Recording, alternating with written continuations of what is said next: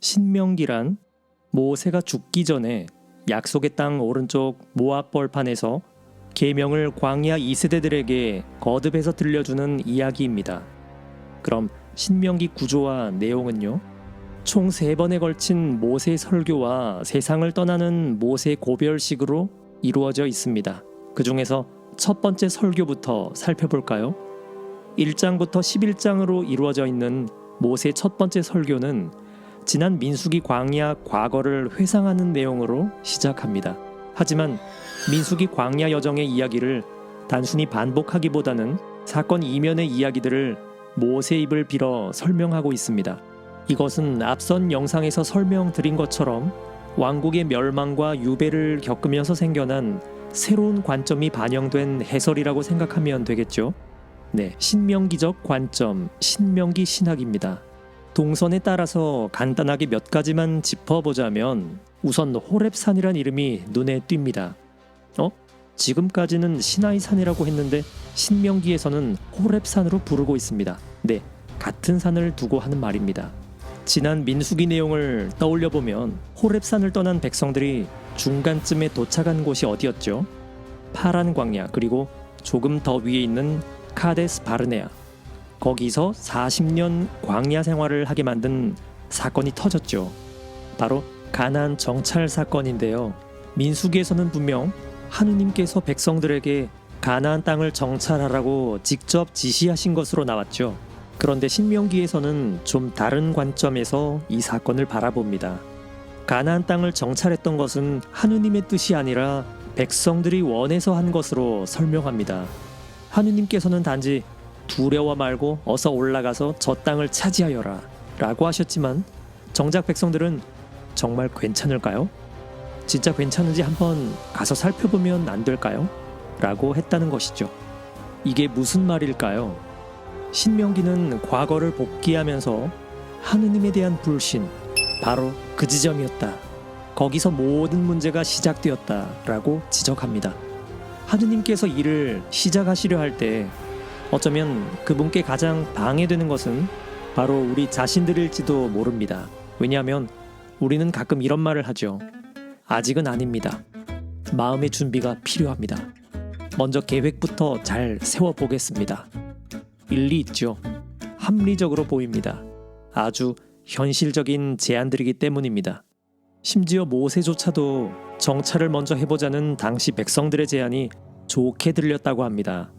그런데 그것이 만약 하느님에 대한 불신에서 나오는 불안감을 감추기 위해 잘 포장된 말이라면 완전히 다른 이야기죠. 신명기가 지적하는 부분이 바로 그것입니다. 하느님께서는 당신을 불신하는 광야 1세대들을 보시고 그들의 자녀들인 광야 2세대들에게로 시선을 옮기셨죠. 비록 이들은 아직 좋고 나쁜 것을 구별할 줄 모르는 이들이었지만 혹독한 광야에서의 단련 끝에 이제는 축복과 생명의 길을 스스로 선택할 수 있을 분별력을 지닌 그런 믿음의 자녀들로 성장한 것입니다. 과거 회상에 이어서 4장에서 11장까지는 이스라엘이 하느님의 백성으로서 명심하고 지켜야 될 10계명과 세부 규정들을 제시합니다. 여기서 중요한 점, 모세는 백성들에게 시나이 계약을 떠올리게 하면서 오늘 여기에 살아있는 우리와 맺으신 계약이라고 말합니다. 이게 무슨 말인가요? 시나이 계약은 이미 세상을 떠난 우리 조상들과 했던 그런 과거의 계약이 아니라 지금 우리들, 다시 말해 현재 모압 땅에서 이 말씀을 듣고 있는 당사자인 탈출 2세대 뿐만 아니라 지금 이 신명기 말씀을 읽고 있는 미래 세대인 우리 모두를 계약의 당사자로 연결시키고 있습니다. 그러니까 신명기를 읽는 모든 사람들은 마치 약속의 땅이 코앞에 바라보이는 모압 평야 가운데 내가 실제로 있다고 생각하면서 읽어야 한다는 말입니다. 모세가 지금 나에게 하는 말이란 겁니다. 그런 마음으로 5장부터 나오는 모세 10계명 해설을 들어봅시다. 자, 그런데 신명기에서 해설하는 10계명은 탈출기 10계명과 비교했을 때 그 형태와 초점이 좀 다르다는 것을 알 수 있습니다. 우선 신명기 10계명은 탈출기에 비해서 좀 더 따뜻한 휴머니즘, 인본주의적인 색깔을 띠고 있습니다. 예를 들면 안식일 계명을 설명하면서도 일곱째 날 하느님도 쉬셨다는 창세기의 관점이 아니라 탈출기의 관점에서 설명하고 있습니다. 한마디로 야, 너희도 예전에 노예였잖아. 그러니까 너희 식솔들도 너무 부려먹지 마 라는 겁니다. 나 혼자만 주의를 잘 지킨다고 안식일 잘 지키는 게 아니라는 거죠.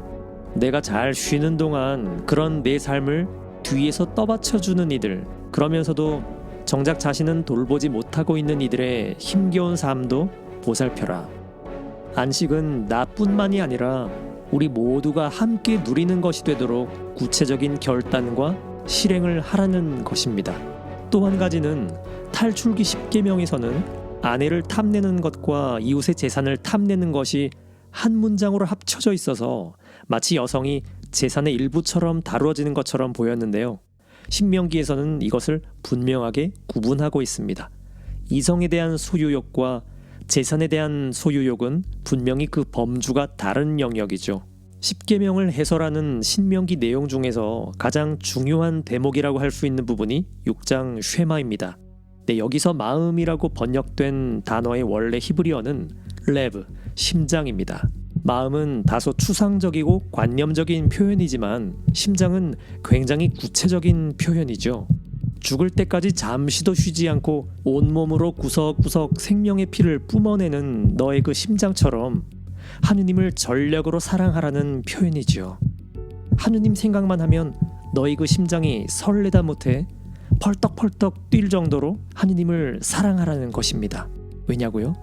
위대하신 창조주 하느님께서 한낱 먼지에 불과했던 너를 당신을 닮은 존재로 만들어 주셨으니까.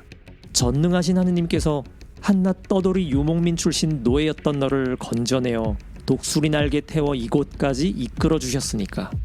거룩하신 하느님께서 죄를 지어 더 이상 하느님께 다가올 수 없었던 너를 다시 거룩하게 만들어 당신 품에 품어 주셨으니까. 참된 목자이신 하느님께서 끊임없는 불신과 불순종으로 배반했던 너를 눈물 머금은 회초리로 다시금 바른 길로 인도해 주셨으니까. 마지막 신명기는 도리어 우리에게 묻습니다. 도대체 이런 신이 어디 또 있단 말인가? 이런 하느님을 어떻게 사랑하지 않을 수 있는가? 그리고 하느님을 사랑한다면 어떻게 그분의 말씀을 따르지 않을 수 있는가? 라고 말이죠. 하느님을 사랑한다면 하느님의 백성들이 보여야 할 또 하나의 태도가 있었죠. 바로 하느님 아닌 우상들을 버리는 것이었습니다. 히포의 주교 성 아우구스티노는 그의 작품 서간집에서 말합니다. 하느님만을 섬기라는 신명기의 말씀은 인간 주인에게 쓰는 그런 섬김이 아니라 오직 하느님께 쓰이는 흠숭을 뜻하는데 라트레이아라는 그리스어로 표현될 수 있다. 그 귀한 흠숭을 하느님이 아닌 것, 게다가 실제로는 존재하지도 않는 우상에게 바치는 행위는 마땅히 단죄받아야 한다라고 말이죠. 질투하시는 하느님이라는 신명기의 표현 속에 담긴 의미는 바로 이것이죠. 하느님을 사랑하는 것과 우상 숭배는 본질적으로 상호 모순이라는 겁니다. 그리고 그것을 안타깝게 바라보실 하느님의 마음인 것입니다. 이어서 모세는 당시 가나안 땅에 자리 잡고 살던 원주민들을 소개합니다. 다윗 시대 가서야 점령에 성공하게 될 예루살렘의 원주민 여부스족을 포함해서 모두 7민족인데요. 자, 모세는 가나안 땅에 들어가면 이들을 모두 전멸시키라고 명령합니다. 그리고 그들과 혼인을 해서도 안 되고 그들이 섬기는 신상은 모두 파괴할 것이며 그와 관련된 모든 것들, 심지어 아무리 값비싼 폐물조차도 손대지 말라고 하십니다. 이것은 지난 신명기 입문 영상에서도 설명해드린 것처럼 별것 아닌 듯한 바이러스지만 하나라도 일단 진입이 허용된 순간 순식간에 온몸으로 퍼져서 결국 죽음에 이르는 그 몸서리치는 멸망의 경험에서 나오는 경고로 해석해야 합니다. 하지만 이 대목에서 반드시 함께 고려해야 될 중요한 포인트가 있습니다. 바로 마음의 할례입니다. 우상 숭배에 대한 단호한 경고의 말씀은 단순하게 나와 다른 생각, 나와 다른 신앙을 가진 사람들을 미워하거나 무시하거나 배척하라는 것이 아니지요. 한마디로 너희가 잘나서 뽑힌 것이 아니야. 그러니 행여나 나는 알고 있어 혹은 나는 선택받았어 라는 영적인 우월감에 도취해서 고개 빳빳하게 쳐들고 남들을 바라보지 말아라. 너에게서 그 교만의 싹을 잘라내어라. 이것이 마음의 할례입니다. 이어서 모세는 말합니다. 주 너희 하느님은 이방인을 사랑하시어 그에게 음식과 옷을 주시는 분이시다. 너희는 이방인을 사랑해야 한다. 너희도 이집트 땅에서 이방인이었기 때문이다. 하느님은 당신을 믿지 않는 이들도 모두 품으시고 사랑하십니다. 하느님을 통하지 않고 세상에 태어난 사람은 없기 때문입니다. 애초에 이스라엘 백성이 하느님의 백성으로 뽑힌 이유가 세상 모든 인간에 대한 하느님의 보편적인 사랑 때문입니다. 바로 이런 이유로 성경의 특정한 구절이나 문장을 따로 떼놓고 해석을 하면 위험하다는 겁니다. 반드시 전체적인 문맥을 살펴야 하고 구약 성경은 특히 신약의 빛으로 비추어 봐야지만 구약의 표현 속에 담긴 진짜 의미를 이해할 수 있습니다. 자, 드디어 모세의 첫 번째 설교가 마무리되는 11장에서는 신명기 신학의 핵심 가운데 하나인 축복과 저주의 선택입니다. 이것을 설명하기 위해서 모세는 가나안 땅 사마리아 지역에 있던 산맥의 두 개의 산봉우리 그리짐산과 에발산을 이용합니다. 일종의 시청각 자료였던 셈인데요. 신명기 후반부에 가면 실제로 이 두 개의 산을 이용해서 백성들에게 입체적인 신앙교육하는 장면이 나옵니다. 여기서는 먼저 그 축복과 저주의 원리에 대한 설명입니다. 자, 축복과 저주라는 것은 나 자신의 선택에 달려있다라는 말의 진짜 의미가 뭘까요? 하느님은 결코 우리를 저주하시는 분이 아니라는 거죠. 하느님은 오직 우리를 축복하실 뿐입니다. 그 복을 걷어차는 것은 바로 우리들이며 우리들에게는 하느님의 축복을 거부하는 선택만 있을 뿐입니다. 그래서 신명기 설교 전체에 걸쳐 모세는 중간중간 계속해서 묻습니다. 그래서 선택하셨습니까? 아직이라고요? 허허. 모세는 바로 지금 선택하라고 합니다. 만약 지금 내가 망설인다면 아직 약속의 땅에 들어갈 자격이 없다는 반증입니다.